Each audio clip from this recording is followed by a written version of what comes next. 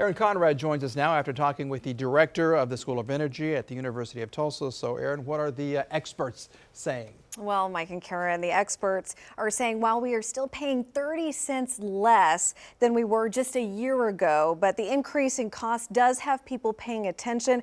And while we are more energy independent than we've ever been, we're still impacted by the global market. This is combined storage for the country. Tom Singh is the director of the School of Energy and assistant professor at TU. He says watching this latest conflict over oil in Saudi Arabia has been surprising, with gas only climbing around 20 cents a gallon. I can't speak for the retailers. I can't. But I have to say, given the magnitude of the incident that happened this past weekend, I would say 10 years ago, we would have seen $3 gasoline like that. Singh says already prices have now come down for both crude oil and gasoline.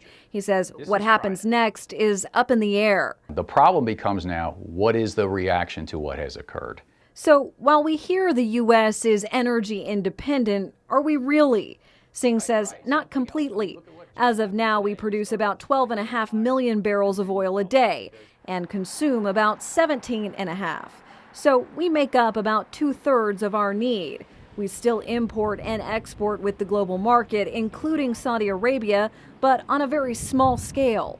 If you shut off all the oil wells tomorrow and we stopped importing oil, we could still run our refineries for 2 months. As for the Oklahoma economy, higher gas prices aren't always a bad thing, since our state economy is highly dependent on the energy sector. Higher prices can lock in additional revenue for companies and spur economic development because of the gross production tax. However, Singh says there's a fine line. And there's a balance somewhere. I think as soon as you put a 3 in front of it, though, you're hurting everyone. We would most likely tap into the commercial reserves like what we have here in Cushing and Glenpool before we would tap into that emergency reserve along the Gulf Coast. Mike, Karen. All right, Aaron, thank you.